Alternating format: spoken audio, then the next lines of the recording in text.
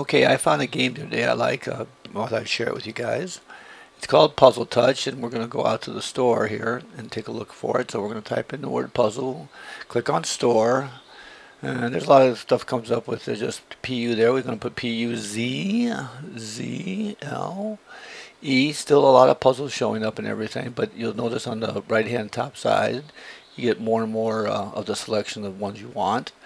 And as we refine it even further, you'll see that there's several listings there. There's Puzzle Touch Prime, there's Puzzle Junior. Right now, in the recommended area, there's Puzzle Touch, and that's the one you want to click on.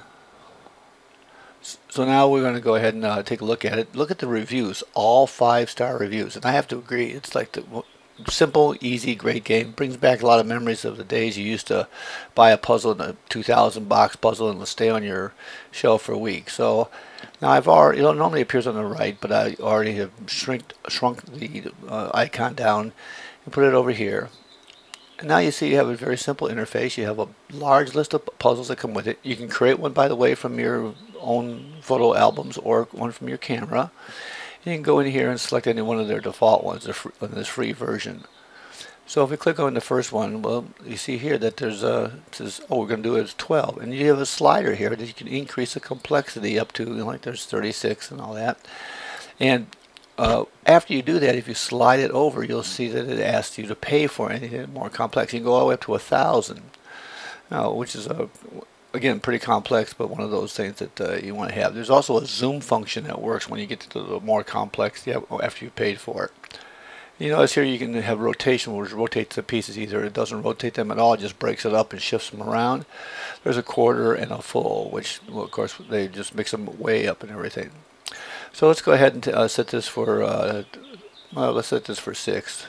Well, you know what? Let's go ahead and do it for 12. 6 is too simple. But for a young child, it would be appropriate. So we're going to say restart puzzle. And so here I am in the puzzle.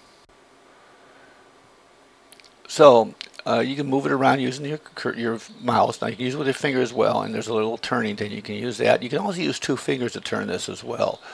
So you just put your 2 fingers on the piece and twist your fingers around to do that. And on the tablet or on a screen that has a touch screen, you can also tap on it and it'll rotate a 1/4 turn.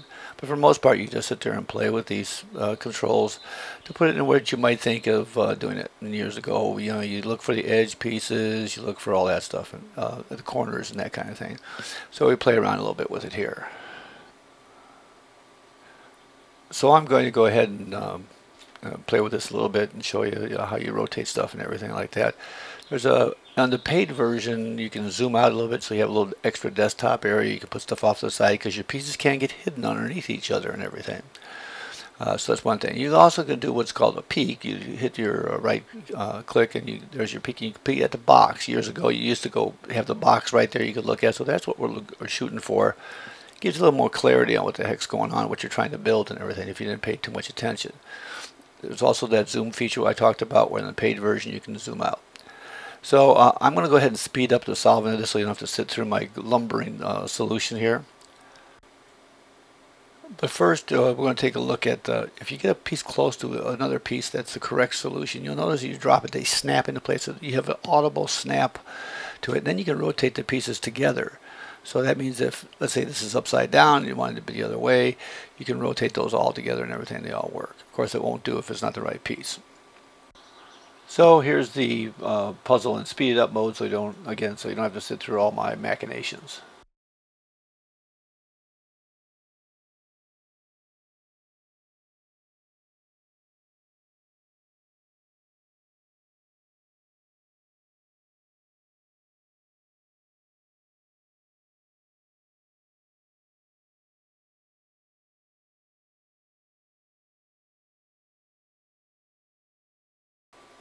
So now you see that as we get to the very end, we go here and we take a look and we snap it in place.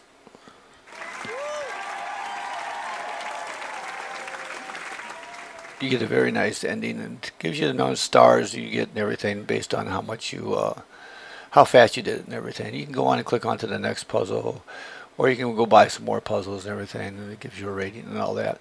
And as you get more and more into it and more difficult, it gives you better ratings and all that. So, by the way, you can resume a puzzle anytime in the middle. So it's just like you left a box on the table when you were a kid and you want to come back and nobody can touch that box and everything, you can do that. You can leave it the way it is, come back to it, restart it and all that.